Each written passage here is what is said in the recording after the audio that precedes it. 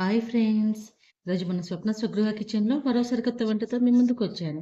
ఇవి అనుములండి. ఇవి అనుములు ఎండబెడితే ఇలా అనపకాయలు అంటాం చూడండి. అనుములు తయారైతే ఇలా ఎండినాక తర్వాత ఇవి గుడాల మొక్కలండి. ఇవి దంపుడు మొక్కలంటారు. ఇవి పోటు పెట్టడం అంటారు మా సైడు. ఇలా పగిలి ఉంటాయి. ఈ మొక్కలను ఈ గుడ అనుములను కలిపి గుడాలేయడం ఎలానో నేను చూపిస్తాను. వీటిని మినిమం 9 అవర్స్ నానబెట్టాలండి. అంత ఈజీగా ఉడకవు ఇవి. గుడాలు ఈ మక్కలు అంత ఈజీగా ఉడకవు. అనుములు తొందరనే ఉడుకుతాయి. ఇవి మక్కలు ఉడకడానికి చాలా టైం పడుతుంది. ఈ దంపుడు మొక్కలన్నీ తీసుకోవాలండి. ఈ దంపుడు మొక్కలంటే మక్కలకు కంకి గింజలకు ఈ పైన పొట్టును దంచుతారన్నట్టు రోట్లో వేసి. ఇలాంటి మొక్కలు మనకు షాప్‌లో దొరుకుతాయి. సో, ఈ మొక్కలను తీసుకోవాలి. ఇవి ఇవి కలిపి మినిమం 9 అవర్స్ నానబెట్టాలి. మన తెలంగాణలో ఏ దావత్ అయినా గుడాలనేది కామన్ అండి. కంపల్సరీ గుడాలు లేకపోతే దావత్ అనేది కంప్లీట్ కాదు. సో, ఇటువంటి గుడాలను ఎలా వేసుకోవాలో నేను ఇప్పుడు మీకు చూపిస్తున్నాను. 9 అవర్స్ నానబెట్టినాక మొక్కలు అనేవి చూడండి ఇలా అయితే ఇలా ఉబ్బుతాయి. అణువులు ఇలా ఉబ్బుతాయి. నేను ఒక గ్లాస్ మొక్కలకు 1.5 గ్లాస్ అనుములు తీసుకున్నానండి. ఇవి ఇప్పుడు నేను 9 అవర్స్ నానబెట్టుకున్నాను.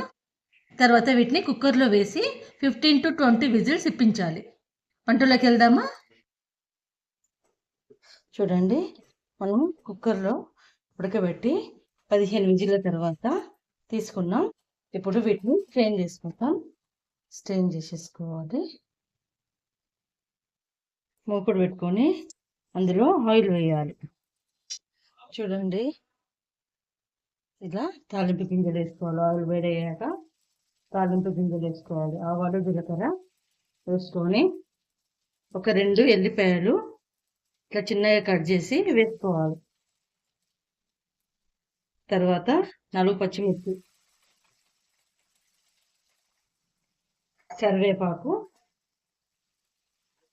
పసుపు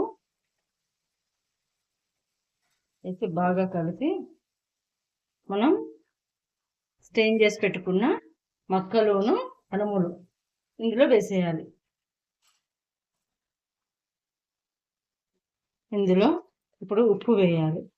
ఉప్పు కారాలు అనేది ఎవరి టేస్ట్కి వాళ్ళకి తగ్గట్టు వాళ్ళకండి. నేను 1 స్పూన్ ఉప్పు వేస్తున్నాను. 1/2 టీ స్పూన్ కారం వేయాలి, ఎక్కువ వేయొద్దు. 1/2 టీ స్పూన్ కారం వేసి మంచిగా కలపాలి.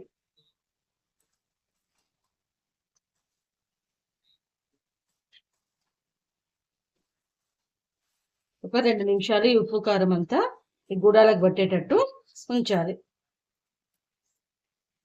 చూడండి, ఇలా చేసుకొని లాస్ట్లో కొత్తిమీర చల్లుకొని బంద్ చేసుకుంటే, తినే ముందు ఆనియన్స్ కట్ చేసి వేసుకుంటే మన అనుముల గుడాలు అనేవి రెడీ అయిపోతాయండి. మీరు కూడా ఇలా చేసుకొని ఎలా వచ్చింది కామెంట్ బాక్స్లో కామెంట్ పెట్టండి. నా వంటలు కనుక నచ్చితే నా ఛానల్కి లైక్, షేర్ అండ్ సబ్స్క్రైబ్ చేయండి. స్వప్న స్వగృహ కిచెన్. Thank you.